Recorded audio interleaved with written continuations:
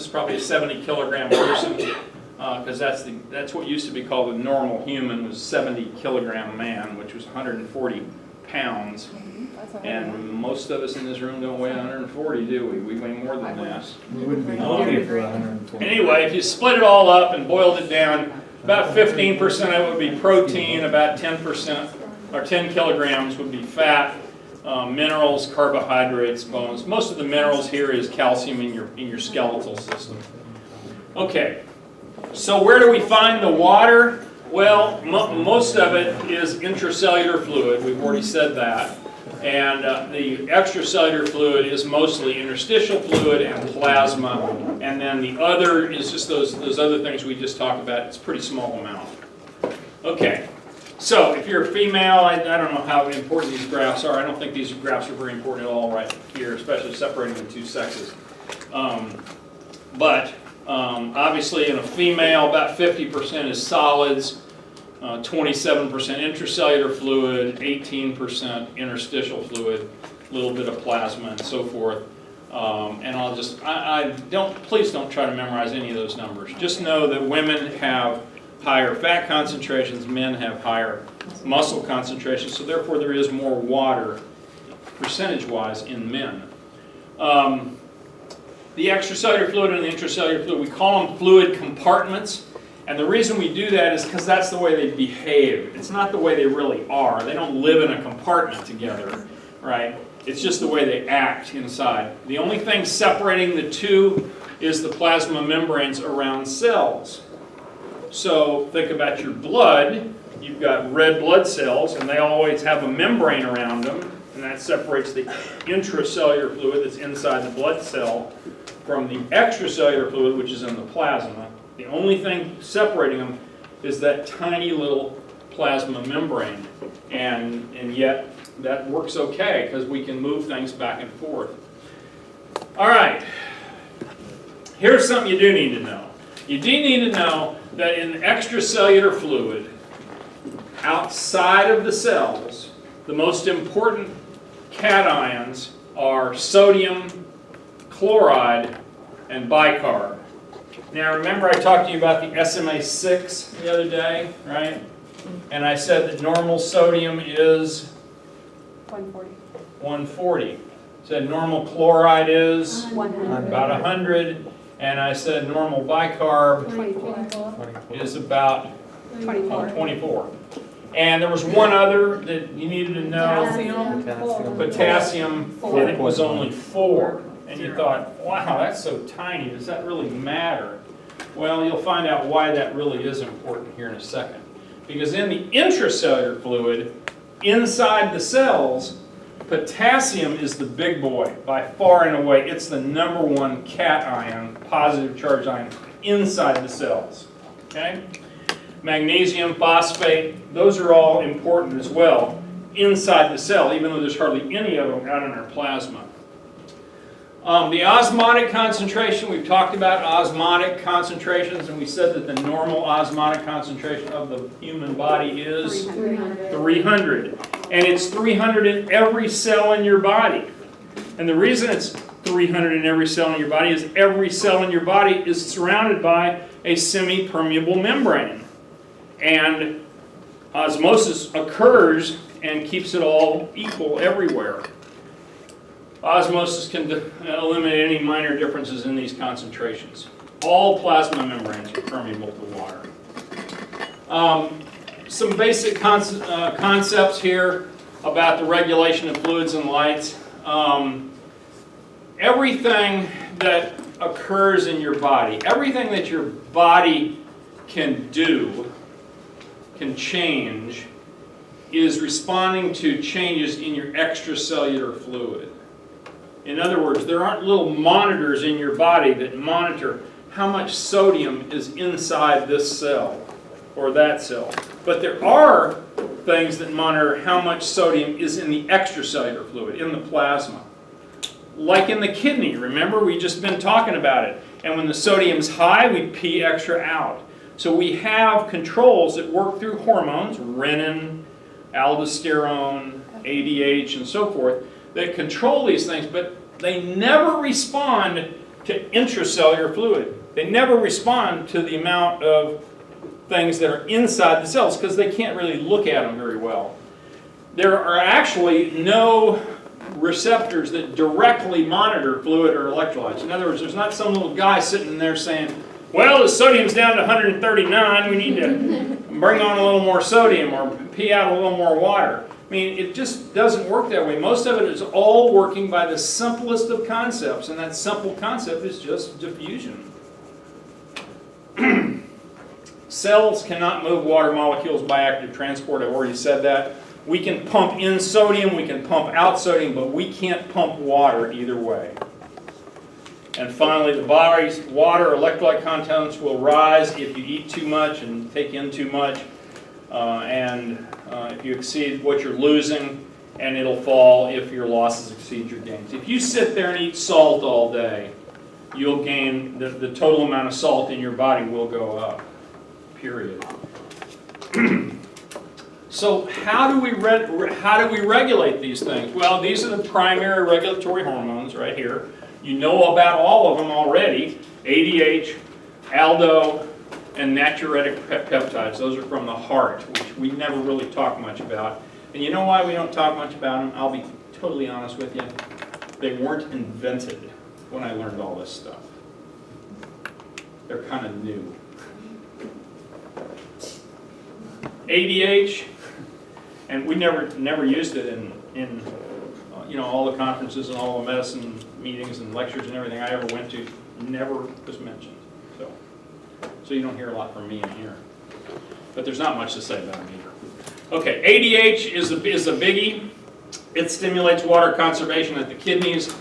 It can reduce your water losses by those aquadors that we just talked about. They can concentrate the urine. If you can concentrate your urine, you can hold on to extra water, and that's a good thing. And also, ADH stimulates your thirst center. Where does ADH come from?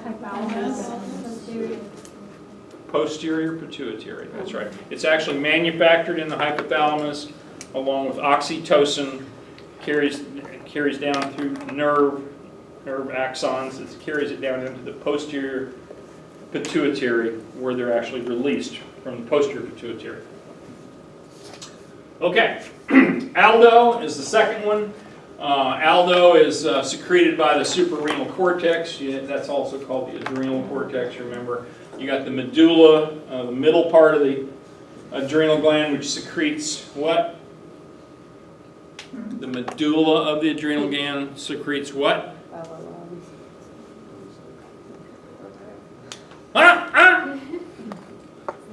The medulla of the adrenal gland, the center part of the adrenal gland secretes what? No. Epinephrine and norepinephrine. Okay? Your two fight or flight hormones. Okay? But aldo isn't made from the medulla, it's made from the renal cortex, which is around the outside. And it responds to rising potassium or falling sodium levels in the blood, and it does that in the kidney by activation of the renin-angiotensin system. And basically, this aldo level determines how much sodium we reabsorb and how much potassium we let go out in our distal convoluted tubule. Remember that little thing that's kind of in that crotch that we call the what? JGC. The macula densa, that's part of it. And the juxtamedullary. Juxtaglomerular apparatus is two parts. Is between the afferent and the efferent, that's right. There's the JGA and the macula densa. Those are the two parts of it. Okay? You gotta know that stuff. So, moving on along here. Water follows salt. I've already said that. In several different ways, you will hear that a lot. If you hold on to too much salt, you're going to hold on to water as well. Because your body's not going to want to get too concentrated and have really high sodium levels, is it? It's going to want to keep its sodium levels right about 140, and that's how it does this. When our body loses water, let's say we bleed. That's losing water, that's losing plasma, that's losing blood cells, if our plasma volume decrease, our electrolyte concentrations rise, right? Because if you don't have enough water there to dilute it, it becomes more concentrated. And the same thing, when you lose water, when your body loses electrolytes, water then comes out of the cells to help with that. Now, when I say the body loses electrolytes, give me an example of how your body could lose a bunch of electrolytes. Vomiting. Sweating is one, but you're losing water as well as electrolytes. Exercising, yeah. Vomiting. Vomiting, that's right. And when you're vomiting, what are you vomiting? All your electrolytes and food. What? Food, that, very good. Yeah, food. You're vomiting food. What else? Water. Your acid, that's right, because remember the pH of the stomach is as low as 1 or 2, so there's a hell of a lot of acid in there, and it's HCl.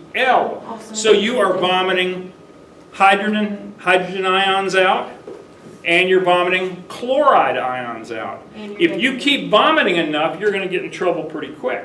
And your dignity. And your dignity, there you go. You're vomiting. Right. Diarrhea is another big one. The worst disease that you ever can imagine, I'm going to come right back to you, is a disease called cholera. Cholera is an infection that occurs in the colon, and it irritates the inner lining of the colon and makes the colon weep all this fluid. And a patient that gets Just kill it. Just kill it. It's just a little box beetle, it's fine. Cholera. People can actually die of total dehydration and cardiovascular collapse in 12 hours from cholera. So basically an infected patient starts pooping so much, we're talking quarts every 15 minutes because of the irritation of the inside of the colon. And if that isn't replaced either with an IV very, very quickly, or they don't get treatment for the cholera to kill the bacteria, they're dead. And cholera can wipe through a community and kill 80% of the people living in it within a day. Yes? How common is cholera? Well, they had a big outbreak here in Haiti a while back. It gets in the water system, and it can wipe people out. It's not common in this country. You know, we have clean water. So when you pay your water bill, say thank you for clean water, because more human life could be solved by clean water everywhere in the world than everything else we've ever done in medicine. Everything. Well, and the sad part is too, like a very small portion of the world water is actually potable too. Right. Like it's like 1% is actually potable, or 10% or something like that. I don't know the answer to that. It's moving on along here. Fluid movement within the extracellular fluid. This is fluid that's not inside the cells.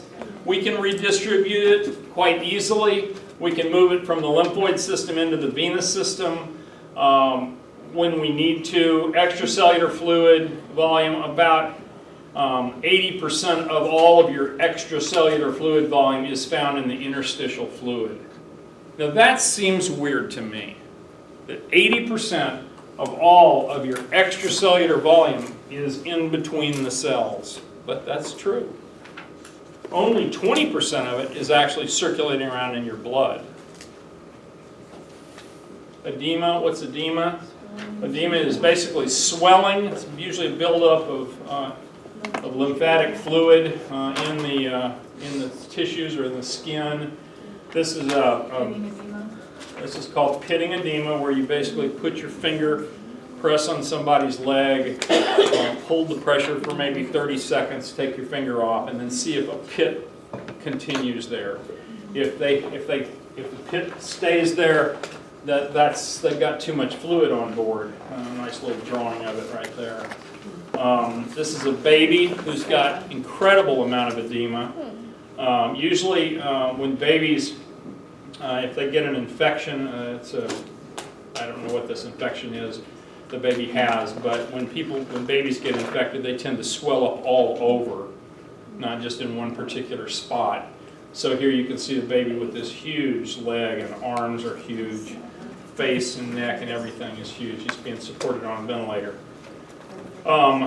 Tough deal. Here's a lady who has really bad arm edema on that side over her. These are usually patients that have had radiation treatments or mastectomy on one side. Used to be really common. A lady had breast cancer. She had all the lymph nodes taken out from under her arm. She had this pectoralis major muscle taken out. It's called a radical mastectomy. And then just to be sure, they would give her radiation treatments to try to kill all the cancer cells, because we didn't know that much about it back in the day. And a certain percentage, it was pretty small, but a certain percentage of ladies would, for the rest of their life, have a massively swollen arm. And this actually became their biggest problem in life.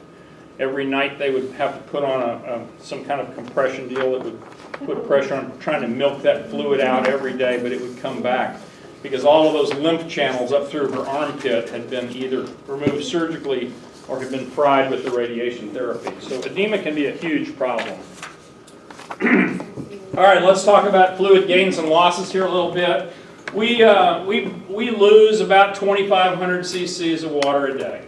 That's about 2.5 quarts. It's 2.5 liters, right? A liter is very close to a quart. We lose it through urine, we lose it through feces, and we lose it through insensible perspiration. Now, insensible perspiration is the water that is diffusing through your skin as we sit in this nice, comfortable room. You all are losing fluid out through your skin. We all are, about 200 to 300 cc's a day. We're also breathing it out in our breath, and if you go up to the window and blow on the window, it'll always fog up because you're breathing out water as water vapor. If you have a fever, that can increase the amount of loss. If you sweat, we call sensible perspiration when you exercise enough that you can actually see the sweat on your skin. That's sensible. You know you're sweating. You know you're perspiring. That is sensible perspiration. And it can amount to just huge amounts of fluid in a single hour. So to balance that 2,500 we're going to lose a day, we're going to try to gain about that much a day. And usually we get about 1,000 cc's through just eating. Okay? In other words, the food that you eat has water in it. And it also, we metabolically generate water. You remember all those chemical reactions? When you burn sugar, it gives off a water molecule every so often. Well, you can measure it, and it's actually about 300 cc's a day that we just metabolically, from the chemical reactions that are going on in our body, we manufacture that much water. Obviously, we drink a lot too, drink a lot of fluid. You were asking me the other day about what's the normal amount of water, and I would tell you there is no real normal amount. Obviously, you just want to come out and balance every day, and your body's going to balance it for you. And, you know, I see so many of y'all sitting in here with bottles, you know. Over half of the class has a bottle in their hand right now, drinking fluid. Like, okay, all that does is make you go to the bathroom more, I'll just tell you. But just keep on eating. If you think that makes you healthy, go right ahead. You don't really need it, but I'll just quit preaching. So here's kind of a basic slide out of your book. Water content of food, 1,200 is liquid, 300 is metabolic creation. And then where do you get rid of it? About 1,200 of urine a day. I think we talked about that. And so forth. What's dehydration? Well, dehydration is also called water depletion. If you're really low on water, you become dehydrated. Obviously, it occurs if you keep losing more water than you're gaining. Eventually, you will get dehydrated. I think that's simple enough. What if we're losing water, but we're not losing electrolytes? In other words, water is just coming out of us, usually through sweat. Our extracellular osmotic concentration is going to rise because anytime you take water out but don't take electrolytes out, it gets more osmotically concentrated, right? And when that happens, how do we fix that? Well, we move water from the intracellular fluid into the extracellular fluid to dilute it, to make it 300 again, because that's where we want to always keep it. The net change in the extracellular fluid is really pretty small when that happens. Severe water loss can be caused by lots of things. If you're in a life raft and you can't drink any water, or there's nothing but salt water to drink, you're going to become very severely water short. If you vomit and vomit and vomit, and if you have diarrhea, lots of diarrhea, especially like the case of cholera I just mentioned, you'll get that's a very severe water loss. How do we respond to those sort of things when those things happen to our bodies? Well, we turn on the ADH, because we certainly don't want to lose any more water out through our urine if we're dry already. We turn on the renin. It also makes us hold on to sodium and water, and we get some behavioral changes. If we don't go crazy, we start wanting to drink more and fix the problem, assuming we can get to water and drink it. Let's talk about water intoxication for a minute. This is if you drink a lot of water but you don't get electrolytes in with it. Yeah. This kind of goes back to what we were just talking about. Before I started doing my first solo backpacking work, a coworker came up to me, and I was making a big deal about getting a PLB because I was going to be by myself. POB? PLB, personal location beacon, so it's something I could send out SOS. Right. And he told me that if I can't find water and I get myself into a lot of trouble, you can drink your urine up to 3 times before the concentrations get so toxic that the human body can't handle it. Is there any truth to that? I think that's true. It smells like filter it out. Makes sense. It makes sense. Urine is sterile, first of all. It's nice and clean, and it's got a lot of waste products in it, but we can concentrate it even more than the first time through us. I never heard the term, you can do it 3 times, but you don't want to ever get yourself in that situation. I know, once is twice too many. So one of the big problems that we used to see was these college fraternities used to have the hazing routine was that, okay, here, drink 4 gallons of water, Oh God, that would kill you. or drink 4 gallons of beer, and by the way, you need to do it in an hour. Well, that could actually, just so much water can dilute you out so much you can become water intoxicated, and that's a very, very, very serious problem. There was a lady who died because of a radio contest. They were doing Yeah. the whole drink water thing, and she was drinking water, and then like the next day she was dead. Do you remember back in 112 when we took plant cells? Oh, yeah. It was Elodea, and we put them in hypotonic water, pure water. What happened to them? They collapsed. Oh wait, They no, they They got exploded. bigger. It was when you did. That's right. If they're put in pure water, the water is more concentrated on the outside. It wants to go inside. So it pops. If we do that in blood, we call that hemolysis or hemolysis. It makes the cells explode. So same thing here. We did it in red cells as well. Now, what happens if you put them in hypertonic or salty water? Shrivels. The water flows out of the cells, and the cells became really shriveled up, and we called that crenation. Remember crenation of the cells? And you thought all that crap you learned in 112 you'd never have to think about again. We were hoping. Yeah, you were hoping. I was too. I taught it a few times, and I thought, man, these kids, there's no way you can make this seem that important to them because they just don't get it yet. But they will when they get to 233, or 232 and 233 at least. So anyway, there's all these causes of overhydration. If you're making too much ADH, it gives an example right here, then your body can't, it holds on to water so hard that you can become overhydrated. Chronic renal failure is a cause of getting overhydrated. If you can't pee it out through your kidneys, and when you go into renal failure, you can't. That's why people have to go to the dialysis machine every 2 days, run their blood through the dialysis machine to allow the wastewater and the waste products and the extra water to get out of them. Heart failure is a problem with this as well, because what heart failure means is your heart's not pumping enough blood. Your heart is failing. If you're not pumping enough blood around in your body, you're not pumping enough blood to your kidneys. If you're not pumping enough blood to your kidneys, you're not making enough urine. Okay? Cirrhosis is liver failure. Here the problem is that the liver isn't making enough proteins. If you can't make proteins, you can't create that osmotic concentration inside of your cells in order to suck water in, to hold the water into your cells. And these folks do very poorly. So several signs of overhydration. One might be an abnormally low sodium concentration. If your normal sodium is 140 and you take in a ton of extra water, that number can drop to 119, let's just say. And you're pretty sick at 119. When you get to about 110, you're probably having seizures and your heart's probably not beating anymore. You're probably dead. So you need, sodium is really an important one. Why? Because sodium provides about 90% of your osmotic concentration in your extracellular fluid. Why? How do I know that? Well, what's normal serum osmolarity? 300. What's normal serum sodium? 140.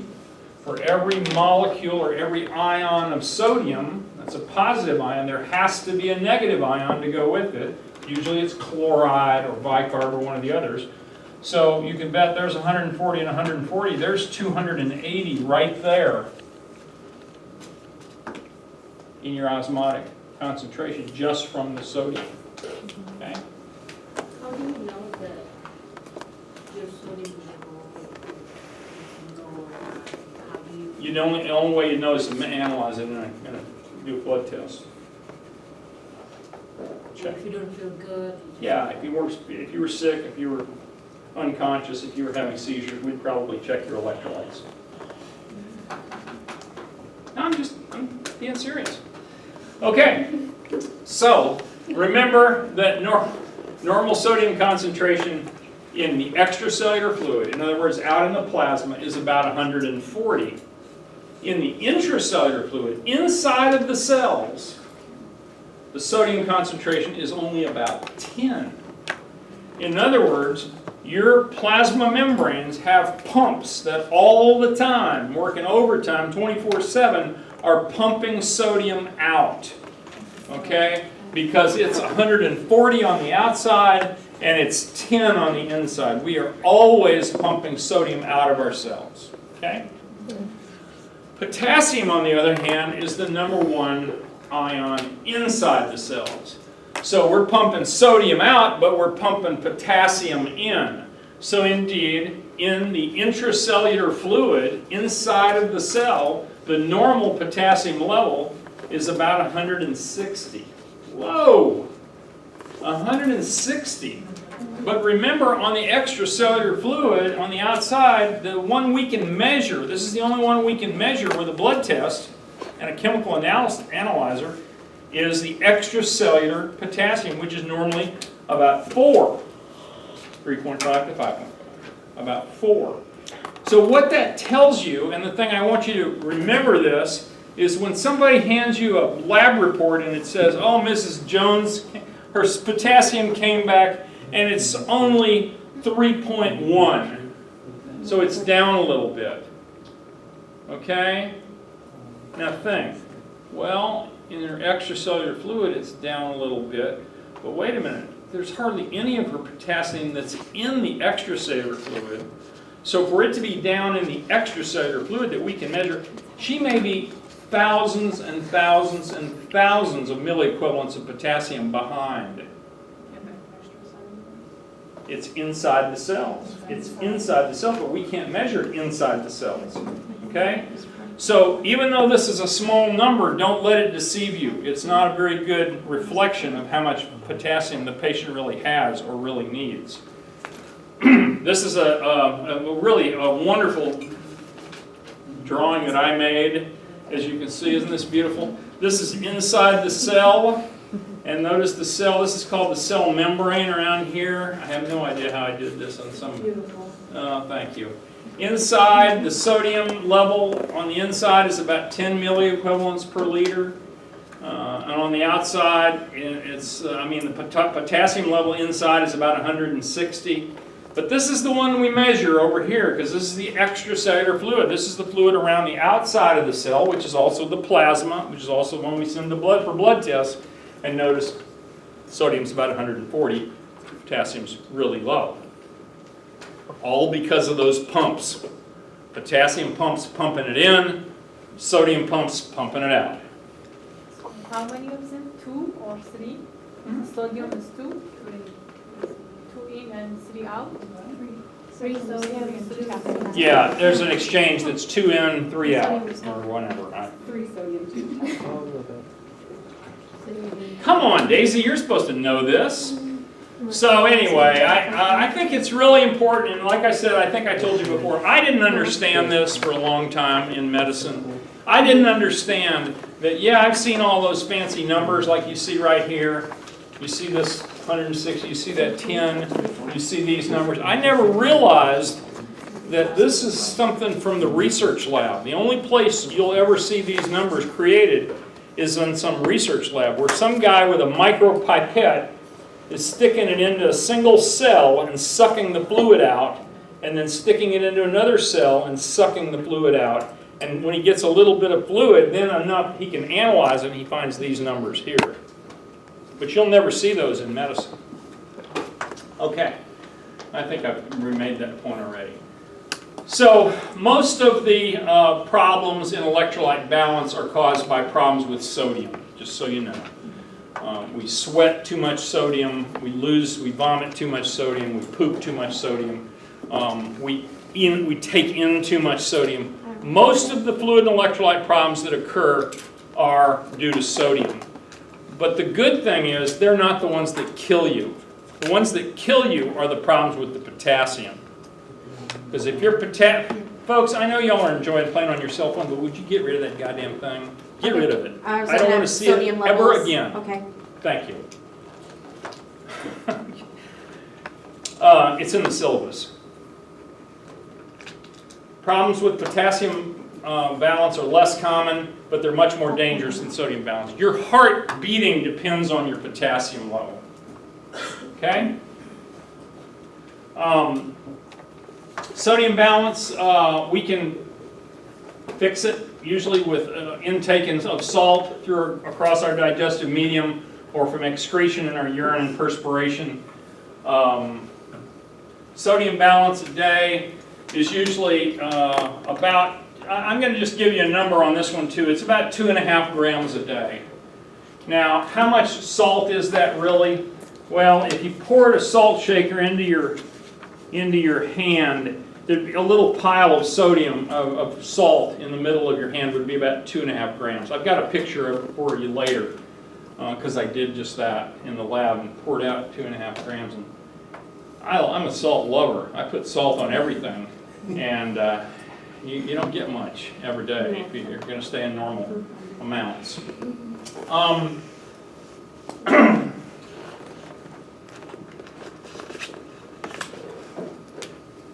How? Yeah.